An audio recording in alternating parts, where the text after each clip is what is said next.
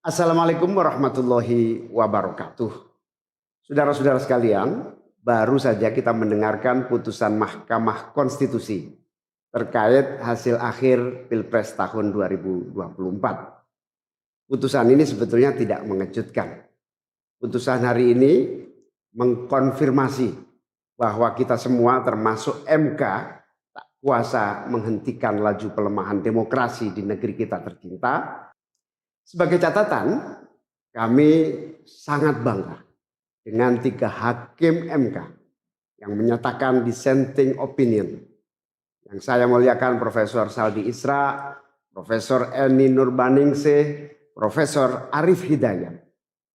Mereka adalah orang-orang yang mulia yang menjadi harapan bagi tegaknya konstitusi dan kembalinya marwah Mahkamah Konstitusi ke depan. Dan mereka akan menjadi catatan indah dan baik dalam sejarah kita berbangsa dan bernegara. Profesor Saldi Isra tadi mengingatkan tentang keadilan substansial, bukan sekedar keadilan prosedural. Ini adalah catatan amat penting yang sayangnya terabaikan dalam proses demokrasi kita akhir-akhir ini. Artinya kita memiliki tugas yang masih panjang. Sebab demokrasi kita sesungguhnya masih ringkih dan harus terus-menerus dijaga dan dirawat. Namun kami masih menerima dan kita semua menghormati keputusan Mahkamah Konstitusi ini sebagai keputusan yang final dan mengikat. Saudara-saudara sekalian, perlu usaha kita semua untuk terus-menerus memperkuat demokrasi.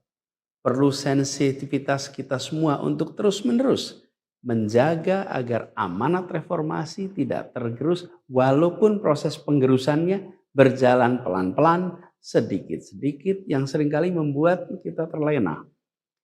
Kita semua sadar, kita masih harus kerja keras, harus kerja terus-menerus untuk menyadarkan publik luas bahwa institusi demokrasi yang kuat, yang berfungsi baik, itu sama pentingnya dengan institusi ekonomi yang kuat, yang berfungsi dengan baik. Keduanya, proses demokrasi, proses ekonomi harus berjalan dengan baik, dengan efisien, efektif, dan menggunakan prinsip-prinsip yang benar.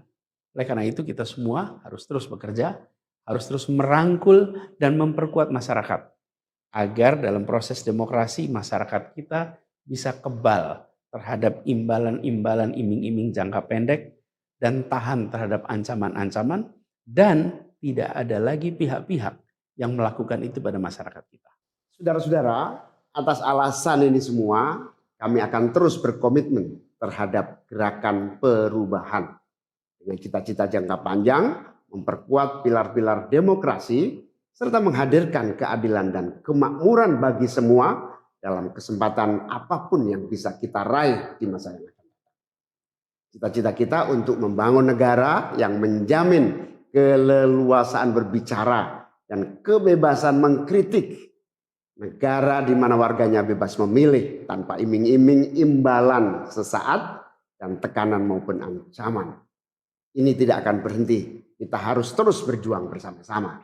Namun saudara-saudara, kepada seluruh para pendukung yang telah menitipkan aspirasi perubahan kepada kami sebagai capres dan cawapres, kami harus sampaikan. Disinilah ujung perjuangan konstitusional kita dalam Pilpres kali ini. Keputusan MK hari ini menjadi penanda berakhirnya Pilpres tahun 2024. Keputusan MK hari ini menjadi penanda berakhirnya seluruh proses Pilpres 2024. Saudara sekalian, salah satu prinsip demokrasi yang baik adalah peaceful transition of power. Perpindahan kewenangan yang berjalan dengan damai dari presiden petahana yang segera akan berakhir masa jabatannya kepada presiden terpilih. Dengan segala catatan tentang problematiknya proses Pilpres 2024 kali ini, kami berkomitmen untuk menjaga prinsip peaceful transition of power itu. Dan kami memilih untuk menjadi bagian yang terus menjaga, terus membangun mutu demokrasi di Indonesia. Oleh karena itu, pada hari ini kami menyatakan bahwa bagi kami proses Pilpres 2024 telah terlewati seluruh fasenya. Kami sampaikan kepada Pak Prabowo dan Pak Gibran, selamat menjalankan amanat konstitusi, selamat bekerja menunaikan harapan rakyat yang kini diembankan di atas pundak bapak-bapak berdua. Saya sempat berkali-kali ditanya pendapat pribadi tentang Pak Prabowo. Dan saya jawab, beliau adalah seorang patriot. Hari ini saya terus mempercayai sebagai seorang patriot. Beliau adalah seorang yang telah mengalami pendidikan modern sejak usia belia dan berasal dari keluarga intelektual yang amat terpandang. Maka Pak Prabowo tentu paham bahwa dalam demokrasi yang baik, menerima keberadaan oposisi sebagai partner dalam bernegara, menjaga keseimbangan dan independensi 3 cabang kekuasaan, yaitu eksekutif, legislatif, yudikatif. Lalu menjamin kebebasan media sebagai pilar keempat demokrasi, serta yang tidak kalah penting adalah menjaga kebebasan rakyat di dalam bersuara, di dalam mengungkapkan pendapat, di dalam berserikat berkumpul dalam sebuah proses demokrasi. Dan sebagai seorang patriot terdidik, saya percaya Pak Prabowo akan mengembalikan dan akan menjaga nilai-nilai demokrasi ini di masa-masa Indonesia ke depan. Saudara-saudara sekalian, dalam kesempatan ini izinkan kami menyampaikan rasa terima kasih sedalam-dalamnya kepada seluruh pihak yang telah membersamai perjuangan kami. Partai pengusung, Partai Nasdem, PKS, PKB, teman-teman Timnas Amin, teman-teman tim hukum nasional, seluruh teman-teman relawan, para ulama, para tokoh-tokoh agama, para pakar dan rekan-rekan media. Semua yang telah ikut berjuang bersama-sama mendukung perubahan. Mengorbankan banyak tenaga, pikiran dan harta demi memperjuangkan aspirasi perubahan. Saya ucapkan terima kasih. Juga pada anak-anak muda. Anak-anak muda yang pada Pilpres kali ini memberi warna baru, membawa pesan optimisme, pesan kreativitas, pesan inovasi, pesan kebaruan. Terima kasih telah menjadikan Pilpres kali ini Pilpres yang menyenangkan, mencerahkan. Yang tidak kalah penting adalah mencerdaskan. Kampanye yang membuat kita mendapatkan perspektif baru tentang apa arah Indonesia ke depan. Dan itu kami berpesan kepada semua, melihat proses yang terjadi. Proses politik sering nampak kotor dan berujung pada kecewaan.